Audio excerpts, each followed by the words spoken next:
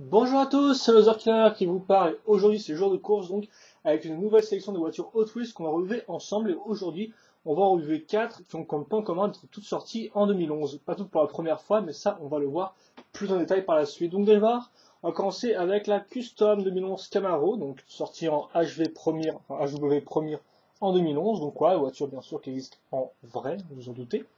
Designé par Josh Henson, donc, qui est sorti entre temps en 5 variantes différentes, dont 4 en 2011. Voilà. Donc il existe la version rouge que vous avez dans vos petits yeux, et il existe aussi une version gris métallisé, une version bleue, ainsi qu'une version jaune sortie en Mystery Models en 2011. Voilà. Donc là je vous présente la version rouge, comme vous pouvez le voir, on va faire un petit turn-around.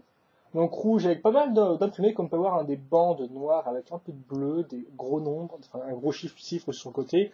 Là aussi, au-dessus, on marquera la bande noire à ce niveau-là, voilà. Vous marquerez d'ailleurs d'autres détails au niveau de l'apparence de la voiture, le petit logo Dodge à l'avant. Dodge, si je dis pas de bêtises, au moins que je dise une grosse bêtise. Non, c'est General Motors, ok d'accord. C'est pourtant que c'est le logo de Dodge, mais j'ai dû me tromper. Oui, j'ai dû me vraiment me tromper, donc General Motors. Donc voilà, avec les différentes inscriptions, ici à ce niveau-là, aussi une petite signature du pilote, qui est aussi non designer, donc Henson. On remarquera d'ailleurs la cage à ce niveau-là de protection, qui est assez cool, hein, qui rappelle les voitures de course américaines, de type NASCAR par exemple, même les voitures de course un peu internationales qui ont toutes des cages de sécurité à ce niveau-là, avec des grilles au niveau de la portière du pilote. Hop là, d'ailleurs, remarquez les cages de sécurité à l'arrière aussi à ce niveau-là. Le petit aileron, bien sûr, assez classique, mais qui marche bien. La partie de l'arrière, là, je vais vous montrer un peu à quoi ressemble le dessous de la voiture. Voilà. Et donc, voilà, je pense qu'on a fait le tour donc, de cette voiture-là. Donc, ce qui est assez intéressant à noter, je trouve, personnellement, ce sont les lignes à ce niveau-là, donc qui reviennent sur les deux côtés ainsi qu'au-dessus. Ça donne un bon rappel de forme. Vous avez aussi une entrée d'air ici qui rentre plutôt bien, et d'ailleurs qui va de pair, je trouve, avec l'avant du capot qui, comme peut voir, remonte par rapport au côté du capot. En fait, on a la partie centrale qui remonte un peu, et qui d'ailleurs, ça se voit sur la vitre, hein, ça rend assez bien. Donc, ça fait qu'on a une voiture qui est quand même assez solide, hein, dans le style un peu muscle car moderne, j'ai envie de dire, qui est assez, on va dire qu'il y a un style assez violent, voilà, même si ça reste, somme toute, assez sommaire. On peut aussi noter d'ailleurs les portières qui rentrent vers l'intérieur avec là encore des petites stries qui rappelleront celles que j'ai notées précédemment, donc ces trois-là à ce niveau-là, ainsi que même les petites sur les côtés comme vous pouvez le voir. Donc une voiture qui marche assez bien, je trouve une muscle car assez efficace, après elle n'est pas non plus incroyable selon moi, mais elle rend plutôt bien, voilà. On passe à une seconde voiture qui est aussi une HW première, c'est là maintenant la Hammerhead, donc qui est designée par, qui est designée, on va dire, en exclusivité par Dale Earnhardt Jr., qui est un pilote de NASCAR, voilà, et donc qui a designé cette voiture-là, donc la Hammerhead, et qui est sortie en tout en 4 variantes différentes, et en 2011, elle est sortie donc en 2 variantes différentes, donc celle-ci ainsi qu'une version noire, donc qui peut apparaître peut-être un peu plus classeuse que la version bleue que je vais vous présenter aujourd'hui, donc comme peut voir sur le logo Twiz, des flammes assez classiques sur le côté du véhicule, hein. Et donc je vais vous faire un petit tour d'horizon de la voiture. Comme vous pouvez voir, elle a, on va dire qu'il est possible de dire trois courbes assez intéressantes, hein, trois courbes majeures. Donc une courbe vers l'arrière, comme vous pouvez le voir, une courbe vers l'avant qui est assez fine, ainsi qu'enfin la courbe pour le capot à ce niveau-là qui rentre en fait, qui se mélange entre les deux courbes que j'ai parlé précédemment. Donc avec les parties arrière qui repartent bien comme ça, ce qui rappellera les vieilles voitures américaines, hein, comme vous pouvez le noter. Elle a des formes, on va dire, assez classiques hein, quand on compare à l'histoire de l'automobile, mais elle reste néanmoins assez futuriste, je trouve. Par exemple, rien qu'avec la vitre, hein, comme Power Orange, et qui donc part des deux sièges hein, à ce niveau-là, et qui continue sur l'avant du véhicule avec le moteur. Donc. Ou ce qui ressemble à un moteur, hein, comme vous pouvez le voir, qui fait un peu futuriste. Et d'ailleurs, ce qui rappellera un peu la Hammerhead, d'ailleurs, on peut aussi noter que la vitre est apparente à l'arrière à ce niveau-là, même s'il n'y a rien de très intéressant à regarder. Donc là, on a une voiture quand même qui a des formes qui sont très simples, parce que comme vous pouvez voir, il n'y a pas d'angle dans tous les sens. Hein. Si on regarde à l'avant, au final, on a une espèce de creux, comme vous pouvez voir, une espèce de cuvette à ce niveau-là, qui est formée donc grâce aux deux courbes qui remontent sur les côtés, et donc après qui viendront se perdre un peu au centre de la voiture, et qui ensuite seront continuées par des courbes qui repartiront plus en l'air, hein, comme vous pouvez le voir. Et donc ça fait un peu office par d'aileron, mais on va dire que ça aide à l'aérodynamisme de la voiture. Mais c'est vrai qu'après, il faut quand même noter qu'on a quand même un avant qui est quand même très plein hein, à ce niveau-là. Parce que comme j'ai dit, la courbe au final ici est quand même assez, c'est une courbe qui est assez douce, hein, elle est pas vraiment super violente. Néanmoins, je trouve que c'est une voiture qui est assez agréable à l'œil. On peut aussi noter l'espèce de parties chromées qui font ressortir les parties un peu d'échappement, j'ai envie de dire. Et donc, qui peut donner un peu de peps au modèle. Pour pas que ce soit juste tout bleu avec une partie orange, voilà. On a un peu de chrome comme ça qui vient égayer l'ensemble et qui donne un peu un aspect un peu plus carré, carré solide à l'ensemble de la voiture, je trouve. Donc voilà la Hammerhead, à quoi elle ressemble.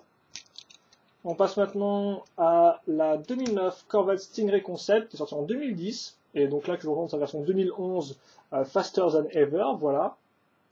Elle a été designée, donc attention, parce qu'il faut que je retrouve le nom, par Sangyup Lee, et elle est sortie en tout en 9 variantes, dont 2 en 2011. La seule différence, c'était les jantes qui étaient différentes.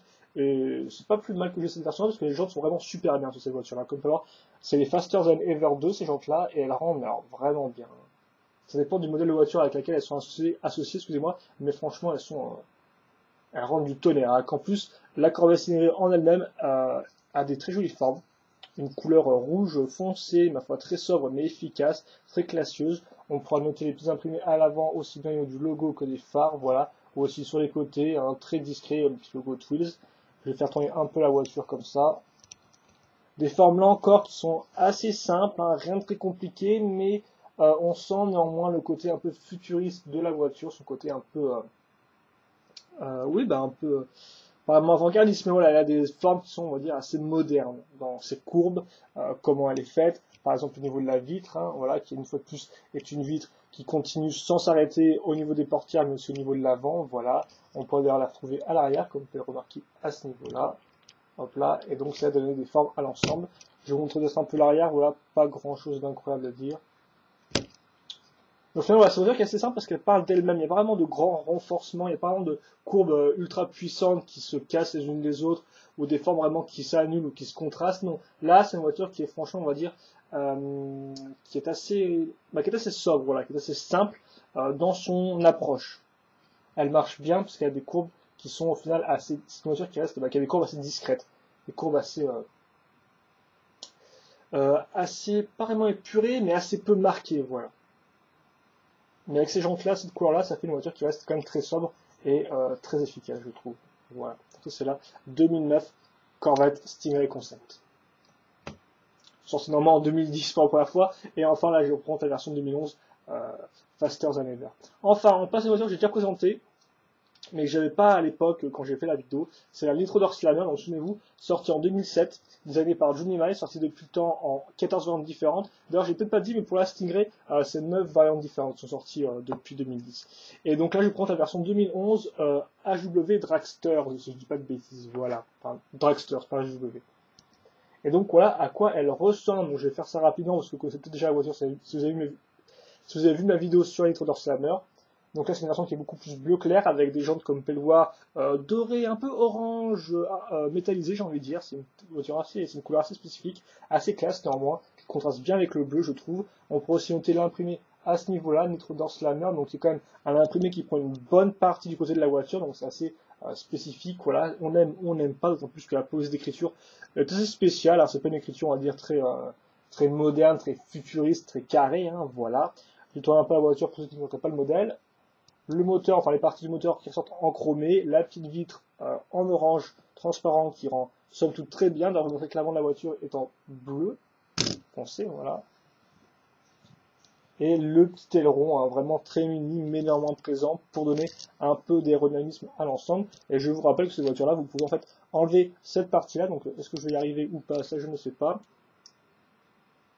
Parce que j'ai pas vraiment d'ongles. Ah, voilà, comme ça. Donc, on peut retirer cette partie-là et la mettre à ce niveau pour faire un peu comme une voiture de dragster, voilà, donc qui est arrêtée à l'arrière. Je vais prendre ça et le ranger.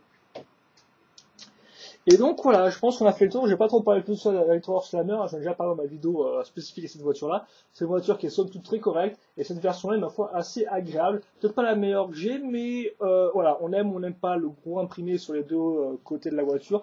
Mais après, je trouve que les couleurs rendent assez bien. Et j'aime beaucoup cette couleur-là de jaune, tant plus que c'est une jante, on va dire, qui est pleine. Hein. Comme vous pouvez voir, il n'y a pas tout dans la roue. Elle est vraiment pleine. Et donc ça fait que ça donne vraiment un style un peu plus massif à la voiture. Vraiment un style qui est spécifique. Hein. Vraiment, selon les jantes utilisées, on a une interprétation différente de la voiture, et je pense que c'est le cas avec cette version de la Nitro Door Slammer. Voilà. Donc je vais un peu mettre ça en arrière, et je vais vous montrer donc les 4 véhicules.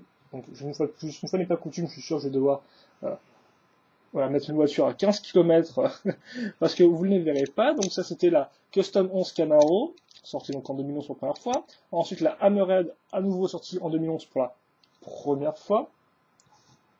Je vais y arriver. Ensuite, la 2009 Corvette Stingray Concept sortie en 2010 pour la première fois, que là je prends dans sa version 2011, 2011 Faster Than Ever, et enfin la Nitro Slammer sortie pour la première fois en 2007, et que là je prends dans sa version 2011 Dragsters. Et donc je pense qu'on a fait à peu près le tour. Je vais essayer de rajouter un bouquin pour que vous puissiez un peu mieux voir, voilà, quand même, nos 4 modèles différents, dont un que vous connaissez déjà auparavant. Voilà. Je pense que ça fera l'affaire pour la mise au point.